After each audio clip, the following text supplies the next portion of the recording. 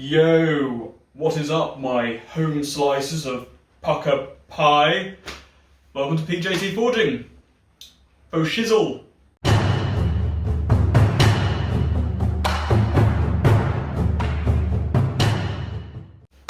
Today I'm going to be reviewing this beauty. This is a 3.5 pound square circle rounding hammer made by Pinto in the USA. And I'm going to be doing this in a new segment I'm going to be calling Stop!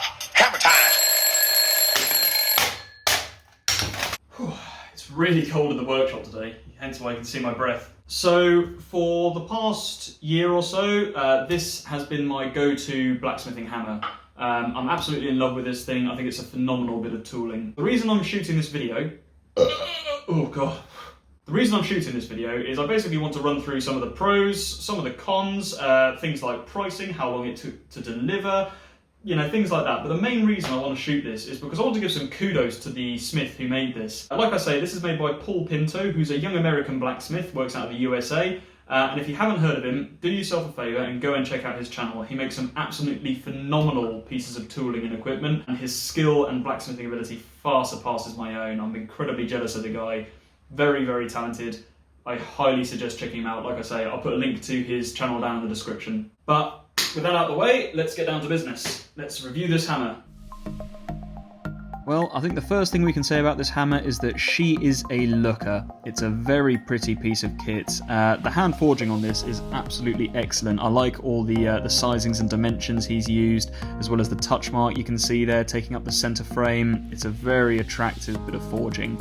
I'm being a little bit unkind in this video because this is not an unboxing video. This is after a year of hard graft, so it's not exactly in the best quality as per when it arrived. I do like the brute to forge finish as well as the shined up faces, and trust me when I say when it arrived the quality was far superior to it is now. The handle is made of a good quality central grained hickory. There's no knots, there's no obvious structural weaknesses. It's a very well formed handle, and it's fitted nicely, as you could probably see earlier, with I believe it's a walnut wedge as well as a circle wedge. And again, after a year of hard graft, it is not moving an inch. There is no wiggle in it at all. So again, aesthetically, materials, quality-wise, very, very, very good. I'm a big fan of the way this thing looks, and I hope at some point to try and create my own version of this. Now, one of the things I am curious to find out about is the accuracy of the weight of this thing. It's advertised as a 3.5 pound hammer, which is a considerable weight. It's a pretty hefty bit of kit, you know.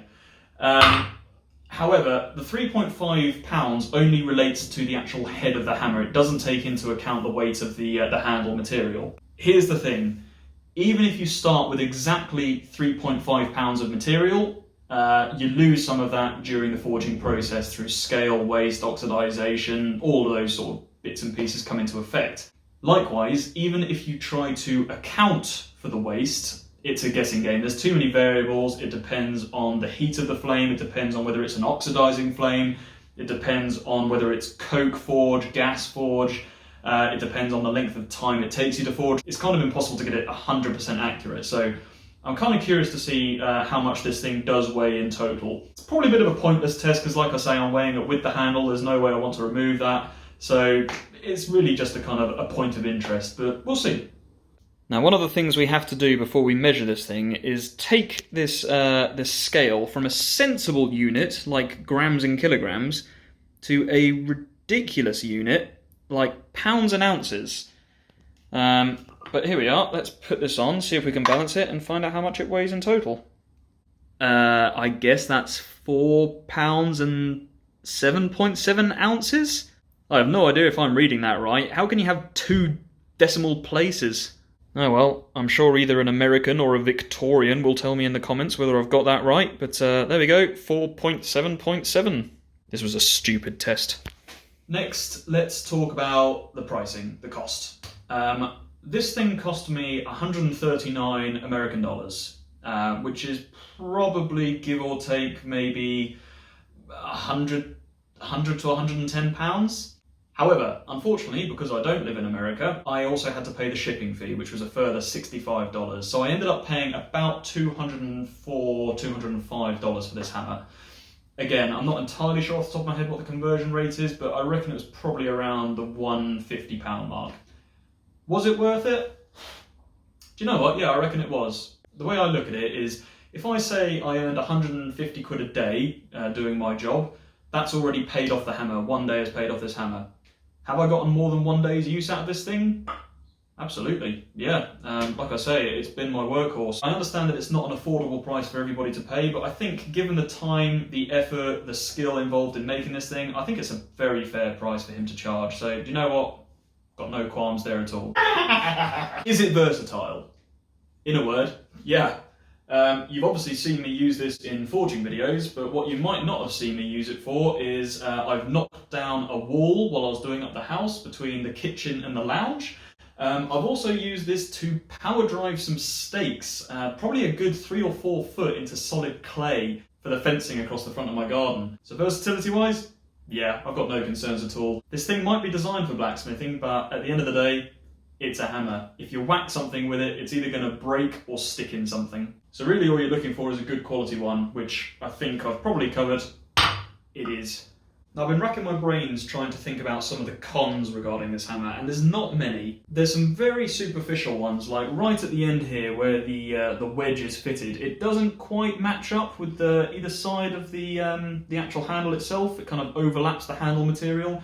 But I mean, that's a very, very minor complaint. One of the things which did concern me when I first started using it is, generally I'm not a fan of this sort of hourglassing or this narrowing of the handle where you see you've got like almost a pommel swell at the end there. I always think it creates a bit of a structural weakness, and also when you're using it, I quite like being able to hold the hammer anywhere I like, so I quite like just a bland, straight handle on my hammers.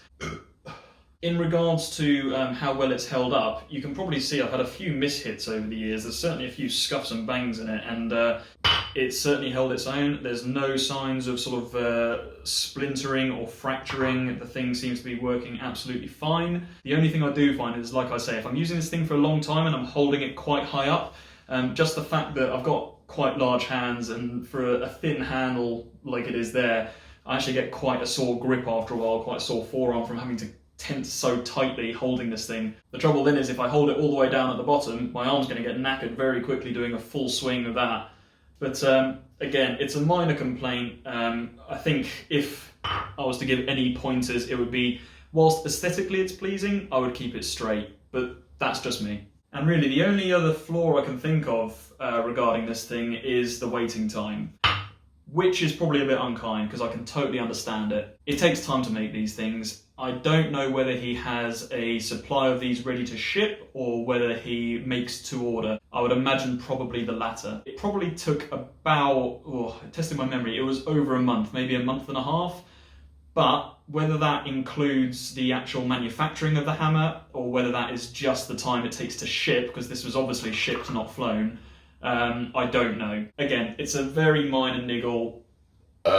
Things take time, quality takes time, so for the sake of a month and a half, I was happy to wait. But yeah, that is the Paul Pinto square circle 3.5 rounding hammer.